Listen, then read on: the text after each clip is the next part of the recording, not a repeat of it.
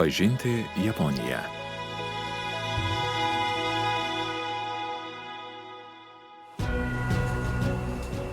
Menas, mokslas ir amatai jau seniai sudaro Japonijos pramonės gaminių pagrindą.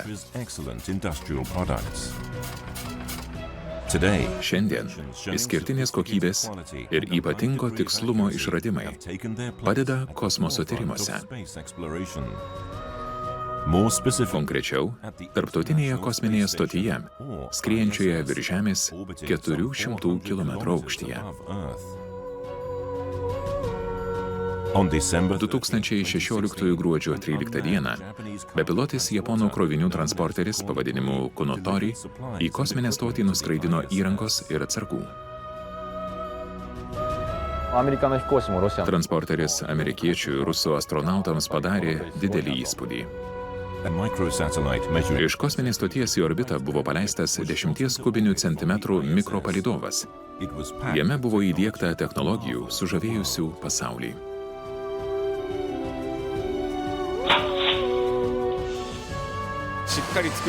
Žinojau, kad tai padarysime, jei tik darysime tinkamai. Astronautai kosmose gyvena ir dirba ilgą laiką. Atliekami vis pažangesni tyrimai, kaip palaikyti ir pagerinti jų sveikatą. Laidoje pažvelgsime į japonų aviacijos ir kosmoso mokslinius tyrimus ir atskleisime japoniškų technologijų potencialą. Kylame į kosmosą.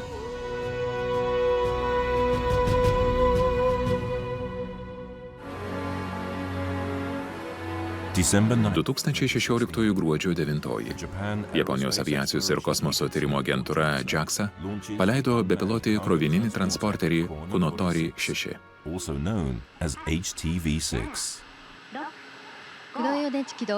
Terminiai akumuliatoriai aktyvuoti. Visos sistemos paruoštos. Varikliai paleisti.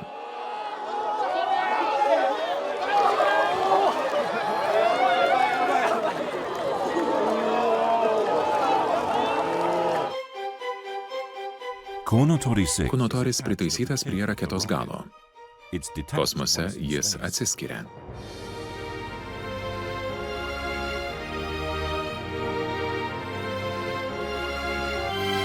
Krovinių transporteris yra 10 metrų ilgio ir gali skraidinti 6 tonas atsargų. Tai didžiausia pasaulyje tokia krovinių talpykla. Kunotoris kyla iki tarptautinės kosminės stoties.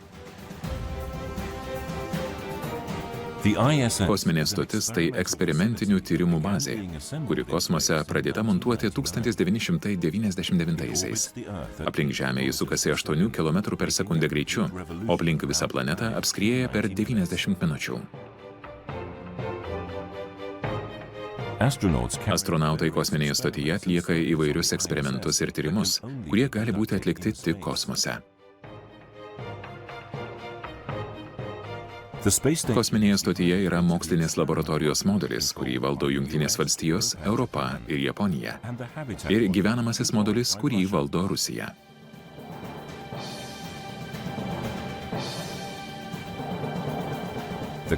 Modulius drauge valdančios šalys naudoja Greenwicho laiką.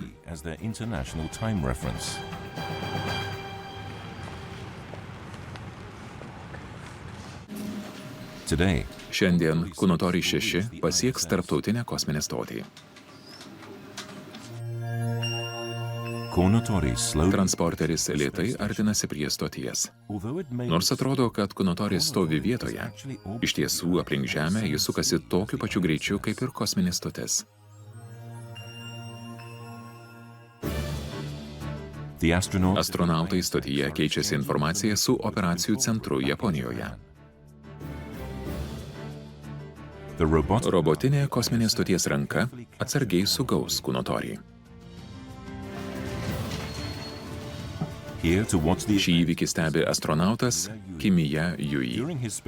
Prieš 2 metus kosminėme skrydyje jis pats valdė robotinę ranką ir pritraukė Kunotorį.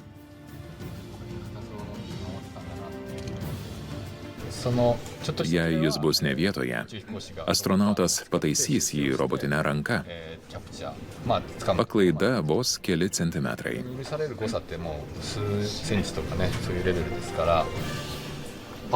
O prasideda. Šiandien ryte numatytas prisišvartavimas. Praėjo 3 valandos nuo šios dienos pasiruošimo darbų pradžios. Įtempta akimirka. Atrodė, kad širdis iššoks iš krūtinės.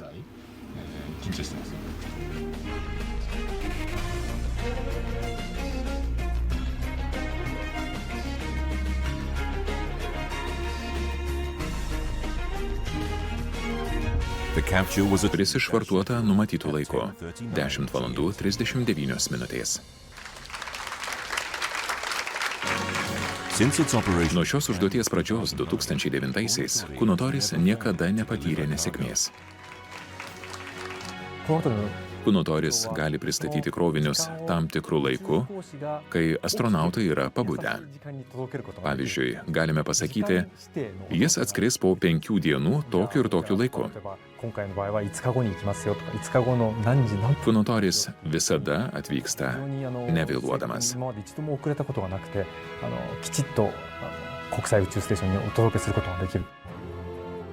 Kunotoris padarytas į 2 dalis. Priekinėje dalyje sudėtas krovinys skirtas kosminiai stočiai. Galinė dalis naudojama stoties išorėje, kosmose. Kunotoris šiuo metu yra vienintelis transporteris, skraidinantis išorinę įrangą į tarptautinę kosminę stotį. Šįkart pagrindinė užduotis buvo atskraidinti akumuliatorius, kurie laikomi kosminės stoties širdimi. Stotyje naudojama saulės elementų pagaminta akumuliatoriuose saugoma elektra.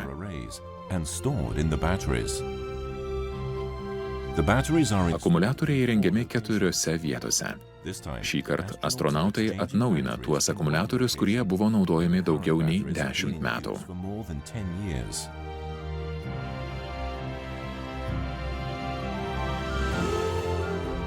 Kai kurios tarptautinės stoties detalės nusidėvėjo.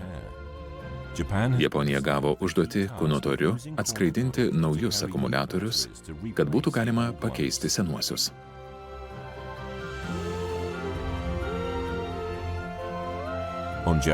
Sausio 13-ąją astronautai pakeitė 6 akumuliatorius.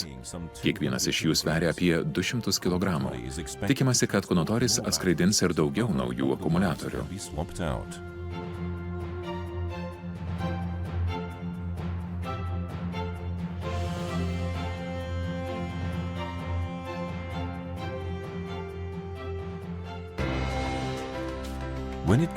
Viduje naudojamiems daiktams įnešti atidaromas liukas. Astronautai perkelia atsargas. Čia yra vandens, maisto, įrangos eksperimentams ir asmeninių astronautų daiktų.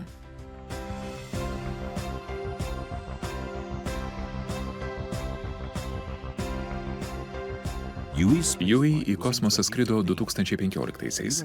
Jis pamena, kaip visų šalių astronautai nekantriai laukė Kunotorio atvykimo. Jie buvo laimingi. Prieš tai, kai paleidome Kunotorį, tai padaryti bandė ir kitos šalys.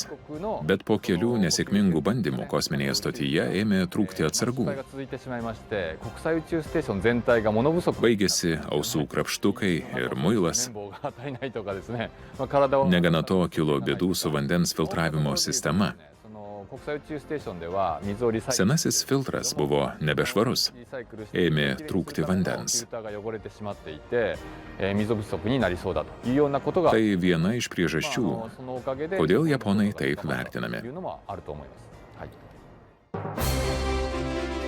Tai tikro dydžio patikimojo Kunotorio modelis. Jis naudojamas mokymams. Lankytojai čia paprastai nepatenka. Astronautai ir kitas personalas čia mokosi pakrauti krovinius. Ar čia pakraunamas krovinys? Taip. Krovinys, skraidinamas į kosminę stotį, turi tilpti šioje erdvėje. Maistas ir eksperimentiniai įrenginiai supakuojami į specialius maišelius ir į Japoniją atsiunčiami iš Amerikos, Rusijos ir Europos šalių. Kūnotoriu iš viso galima skraidinti 248 maišus. Vanduo sunkiausias. Todėl jis kraunamas per vidurį. Aplink jį drabužiai ir įranga eksperimentams. Kad svoris būtų tinkamai paskirstytas, atliekama daugybė skaičiavimų. Todėl pakrauti krovinį užtrunka daugiau nei pusę metų. Mes kraunam ir perkraunam. Naudojamės kompiuteriu, bet tai nelengva. Jei akumuliatoriai guli kairėje, stengiamės atsargą sukrauti dešinėje. Sudėtinga rasti gravitacinį centrą. Kai svoris paskirstomas lygiai ir gravitacinis centras teisingas, transporteris gali saugiai prisiartinti prie kosminės stoties, orbitoje sukdamasis 8 km per sekundę greičiu. Dėmesys skiriamas kiekvienai detaliai. Pavyzdžiui, šiam maišų padėklui. Pats padėklas turi būti lengvas, bet tvirtas, kad būtų galima sukrauti sunkius krovinius. Tad naudojamas aliuminis, išpjautas iš vienos plokštės. Ji tokia pat tvirta kaip ir stora plokštė, bet daug lengvesnė. Kad būtų išvengta sužeidimų, aštrūs kampai ir kraštai suapvalinami.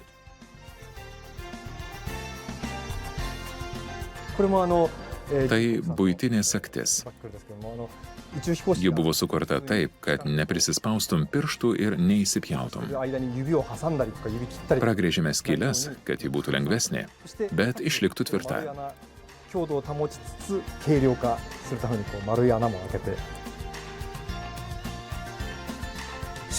Tokios puikiai apgalvotos detalės būdingos japonams. Astronautai jas itin vertina. Kūnotoris labai patogus. Viskas sudėta tvarkingai, kad krovinys nejudėtų.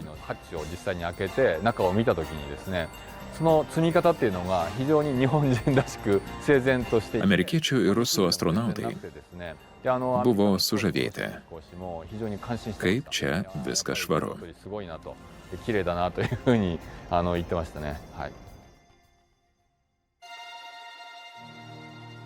Po karo Japonija pradėjo kosminę programą, sekdama Jungtinių valstijų ir Sovietų sąjungos pavyzdžiu.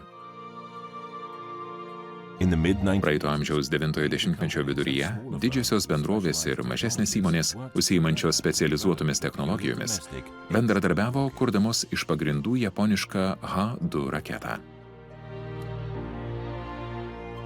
Pavyzdžiui, atsarginių degalų bako antgalį kūrė Kitajima Shibori. Nedidelė gamykla senojoje Tokijo dalyje. Šis fabrikas gamina baliustradų viršūnėles šventykloms.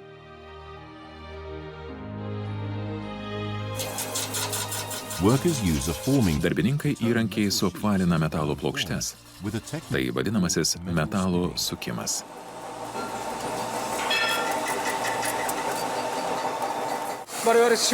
Lengvai paliečiam įrankių ir klausomės, kokius garsus metalas skleidžia. Taip galime pasiekti 0,1 milimetro tikslumą.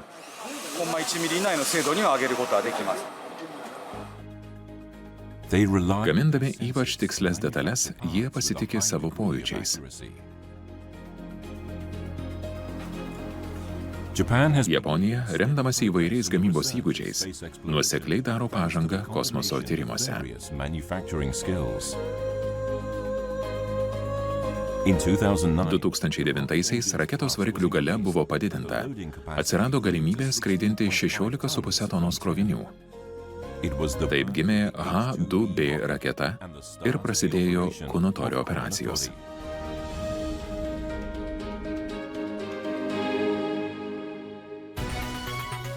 Kunotori 6 krovinyje buvo ir 7 mikropalydovai, kurie pastaruoju metu sulaukė didelio kosminės bendruomenės dėmesio.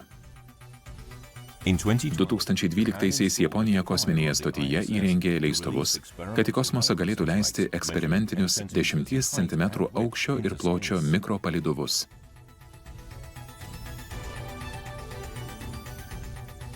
Kai Kunotoriu buvo nuskraidinti ir į kosmosą įsiųsti mikropalydovai, ženkliai sumažėjo raketų paleidimo kaštai.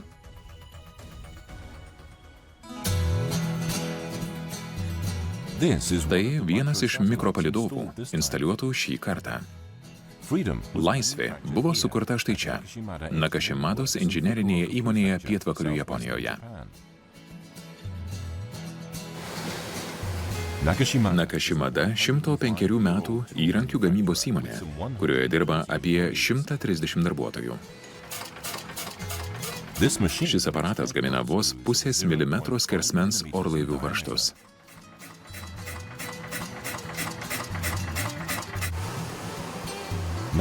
Įmonės tikslas – sumažinti kosminių šiukšlių orbitoje kiekį. Kosminės šiukšlės tampa vis didesnė problema. Tikiu, kad galime tai pasiekti. Jei sukurtume patikimą mechanizmą, mums tikrai pavyktų.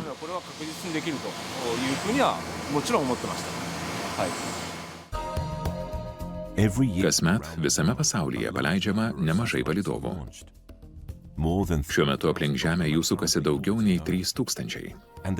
Jie toliau skrieja ir tada, kai nebeatlieka numatytų funkcijų. Taip vis daugėja kosminių šiukšlių.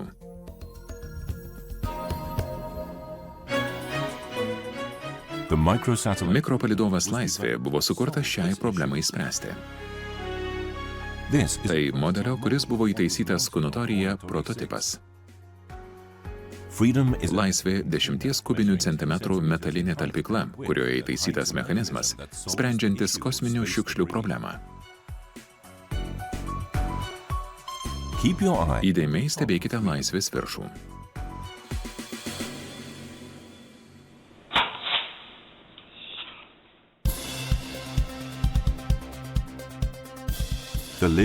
Dangtelis atsidaro ir iššauka viduje sulankstytas skėtis. Jo kraštinis ilgis 1,5 metro. Bet kaip šis prietaisas padės sumažinti kosminių šiukšlių kiekį? Štai koks jo veikimo principas. Kosmose netoli Žemės yra azoto ir deguonies pėdsakų. Skėtis gaudo šių dujų likučius.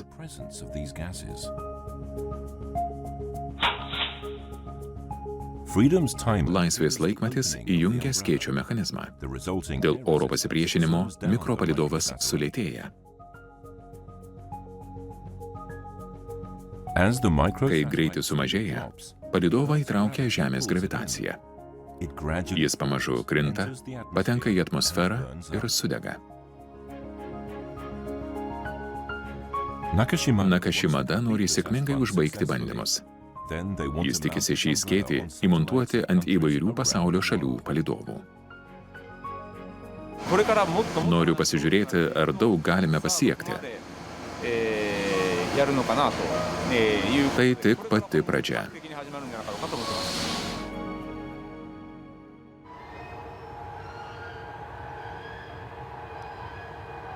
Sausio 16. Laisvė pagaliau bus paleista.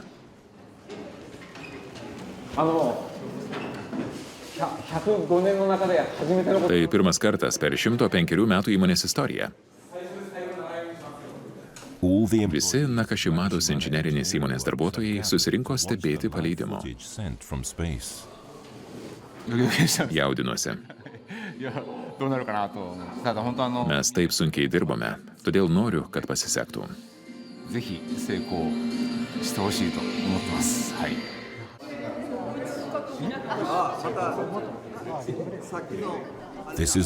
Jie laukia štai šios akimirkos.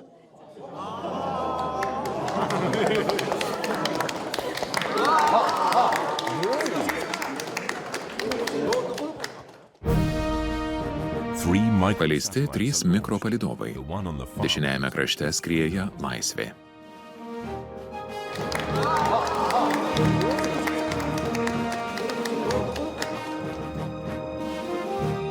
Praėjus pusvalandžiui po paleidimo, komanda užtikrino, kad laikmatis įskridė skėtį. Duomenys taip pat parodė, kad Laisvės skrydžio aukštis ėmė mažėti, kaip ir planuota.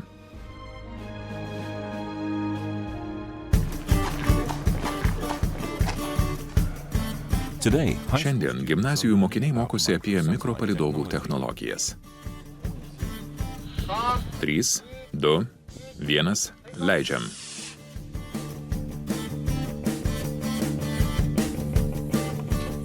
Į dangų jie paleidžia šį cilindrą.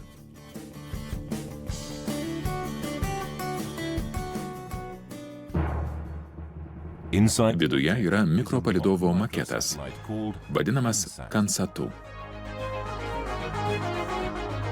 Kansatas yra gėrimų skardinės dydžio, nedaugiau nei 12 cm ir 4 mm aukščio, 6 cm ir 8 mm skersmens ir 250–300 gramų svorio. Siekiama į šį cilindrą sudėti visas pagrindines palydovų subsistemas. 2016-aisiais laimėjo Hosei universiteto Daini gimnazijos mokyklos fizikos būrelis. Jie mokėsi apie elektros grandines ir programavimo. Patys mokiniai surinko detales ir sukūrė Kansatą. Svarstome, kaip viską sukurti nuo nulio. Jų kūrinyje yra 60 elektroninių detalių. Temperatūros jutiklis, GPS ir itin maža vaizdo kamera žemės vaizdui stebėti. Per kamerą galima stebėti situaciją iš viršaus.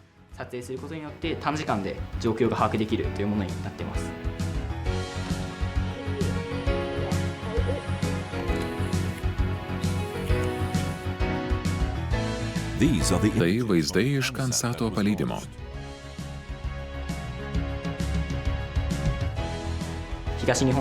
Mane įkvėpė 2 dideli žemės drebėjimai. Jis gali padėti apsisaugoti nuo gamtos katastrofų. Siunčiamas vaizdas iš kosmoso.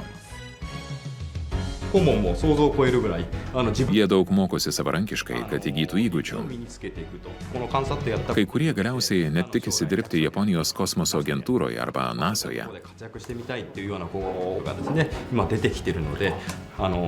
Kansatas jiems padeda sparčiai tobulėti. Tarptautinė kosminė stotis jau pradėjo naujus ateities projektus. Viename iš jų rūpinamasi astronautų sveikata. Ilgi skrydžiai kosmose silpnina astronautų imuninę sistemą ir didina infekcijų riziką.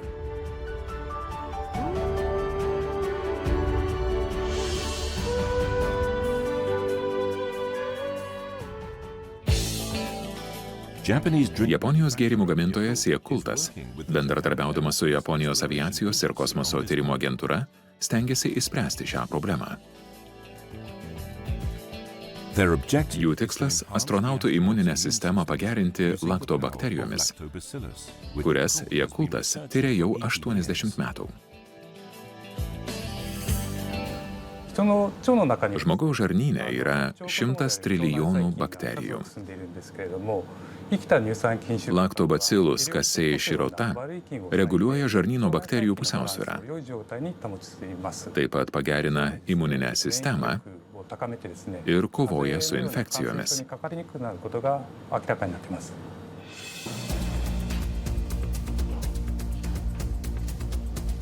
Įsiuntus laktobakterijas į kosmosą skystų pavidalu, paveikiama jų kokybė ir gyvybingumas.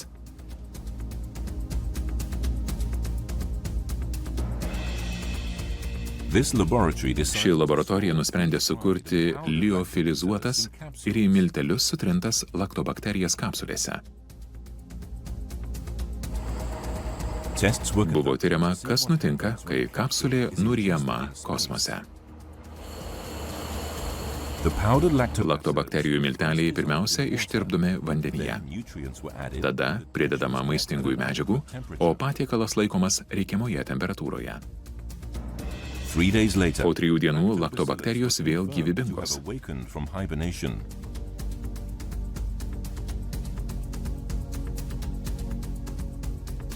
Liofilizacija padeda vartoti ir saugoti laktobakterijas ilgą laiką, net ir kosmose.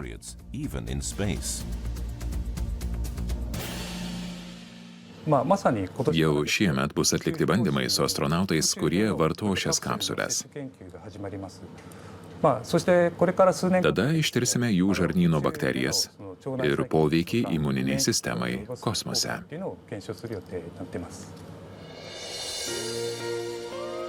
2017 sausio 28 diena. Kunotori 6 atsiskyrė nuo tarptautinės kosminės stoties.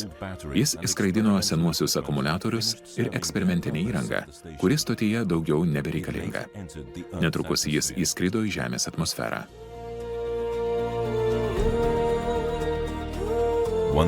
Kunotoris ir vėl sėkmingai vykdė svarbią užduotį. Nuskraidinęs krovinius, palaikė kosminės stoties gyvavimą. Mano svajonė – patobulinti Kunotorį. Galėtume skraidinti krovinius į Mėnulį arba Marsą. Štai kokį transportavimą įsivaizduoju.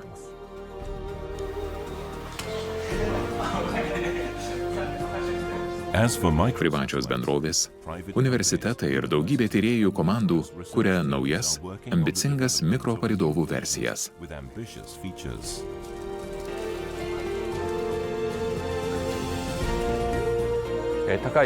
Noriu, kad japonų sukurtomis patikimomis technologijomis, kurių prireikia sunkiomis aplinkybėmis, galėtų pasitikėti kitos valstybės. Būtų šaunu, jei Japonija vadovautų tokioms svarbioms užduotėms. Mūsų siekiai kosmose darosi vis sudėtingesni. Pavyzdžiui, Marso tyrinėjimas. Todėl Japonijos vaidmuo tikrai išaugs. Japonų polinkis kokybei ir tikslumui be jokios abejonės ir toliau gyvuos kosminių tyrimų srityje. Tekstą vertė Rima Čiliauskaitė, redagavo Neringa Micutaitė, skaitė Marijus Žiedas, garso režisierius Ramūnas Abromaitis, įgarsinta LRT.